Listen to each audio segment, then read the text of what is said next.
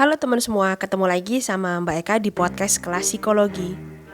Oke baik teman-teman semua, gimana kabarnya? Semoga selalu dalam lindungan Tuhan Yang Maha Esa, sehat walafiat, dan gak kurang satu apapun. Amin amin ya robbal alamin. Kemudian untuk teman-teman yang baru bergabung atau baru menemukan channel Mbak Eka, Mbak Eka ucapkan selamat datang. Selamat menikmati berbagai tayangan yang sudah Mbak Eka sajikan di channel Mbak Eka ya. Semoga ada hal positif yang bisa diambil dan bisa diterapkan di dalam kehidupan kita sehari-hari. Baik teman-teman semua, pada kesempatan kali ini Mbak Eka mau ngebahas seputar berbagai kebutuhan dasar manusia. Nah ini dari hal terpenting ya, sampai nanti di titik puncaknya atau kita bisa melakukan aktualisasi diri. Nah apa saja sih nanti kan Mbak Eka sharingkan, kemudian apa pentingnya kebutuhan-kebutuhan ini ya. Kemudian kalau nggak terpenuhi gimana, atau bahkan juga kalau kebanyakan atau kelebihan dalam kita mencari atau pengen menggapai nanti dampaknya kayak gimana. Nah teman-teman, mari simak sampai selesai. Oke, sebelum mereka mulai, seperti biasa teman-teman silakan cari posisi yang nyaman untuk menyimak podcast pada kesempatan kali ini ya. Nah, apabila nanti bermanfaat atau ada hal yang positif, silakan juga share konten ini di media sosial yang teman-teman gunakan, supaya lebih banyak lagi orang yang belajar tentang ilmu psikologi ya. Ingat semboyan kita teman-teman, semakin banyak orang yang belajar psikologi, maka kualitas hidup kita juga akan semakin meningkat dan semakin menuju ke arah yang lebih baik.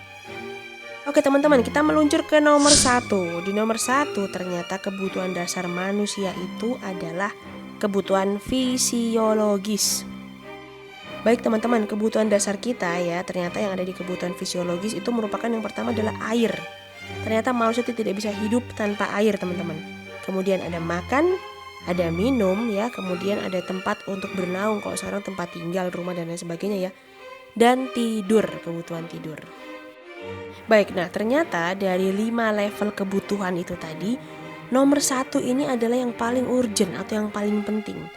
Jadi kebutuhan-kebutuhan di atasnya tidak akan terpenuhi apabila kita belum mencapai atau kita belum merasa puas di poin pertama teman-teman. Baik, nah kita menuju ke nomor 2 teman-teman. Di nomor 2 ada kebutuhan akan rasa aman.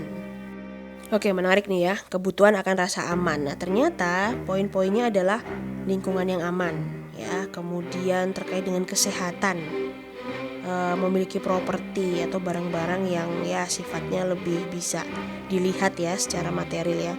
Kemudian ada pekerjaan di situ teman-teman. Nah di poin 2 ini juga Mbak Eka jadi teringat sebuah contoh kasus ya, ini terkait dengan ya anak remaja yang memang Mbak Eka pernah berkecimpung karena ada sebuah penelitian pada saat itu ya, ternyata kebutuhan akan rasa aman ini teman-teman bisa berdampak sangat buruk apabila tidak didapatkan oleh seseorang.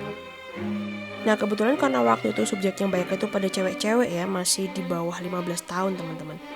Ternyata setelah dilakukan penelitian, anak-anak yang ya kita sebut saja mereka Aila ya, anak-anak yang dilacurkan, itu memiliki keinginan untuk mendapatkan rasa aman yang tinggi dari figur-figur di sekitarnya, figur-figur lawan jenis ya terutama, hingga menyebabkan mereka masuk atau terjun ke dunia bebas dari teman-teman. Tentu kita nggak bisa bilang itu kesalahan mereka, itu pilihan hidup mereka, sama sekali nggak bisa teman-teman, karena faktanya di lapangan mereka itu berbekal pengetahuan ya, untuk mau cari keluarganya, untuk pengen ketemu ayahnya, atau pengen ketemu ibunya, atau pengen ketemu siapapun yang mereka pikir itu masih ada koneksi kekerabatan dengan mereka dan mereka bisa memiliki hidup yang lebih baik. Nah tapi ternyata ya memang kehidupan gak segampang itu ya teman-teman. Nah maka kebutuhan akan rasa aman ini menjadi sangat penting. Karena apa? Anak-anak yang tidak memiliki rasa aman sejak kecil itu mereka akan merasa tidak memiliki rumah. Jadi mereka akan bisa pergi kemana aja, cari orang yang ya dia pikir baik, ternyata enggak ya. Jadi akan terus mencari sampai dia ngerasa nyaman dan aman. Nah di proses pencariannya itulah kadang gak semua orang bisa survive untuk mendapatkan hal-hal yang selalu terbaik buat dirinya teman-teman. Lanjut, kita menuju ke nomor 3 teman-teman. Di nomor 3 ada kebutuhan untuk saling memiliki dan memberikan kasih sayang.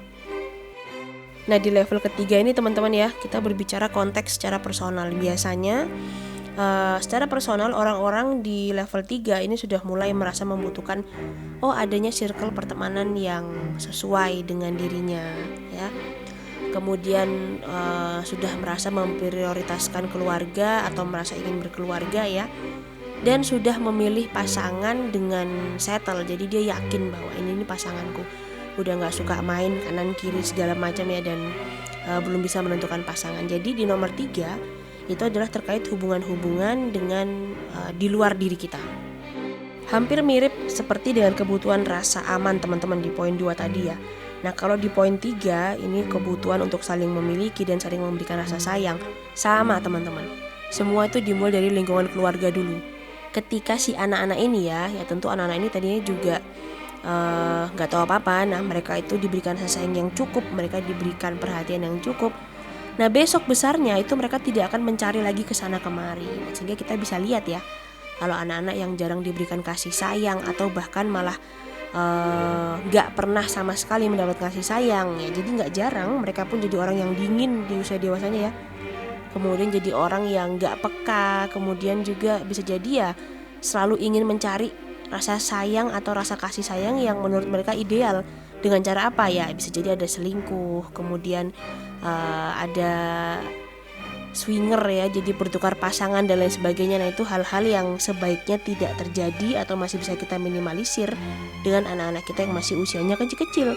Jadi supaya mereka tidak nyari di luar dengan konsekuensi yang mungkin bisa jadi keliru.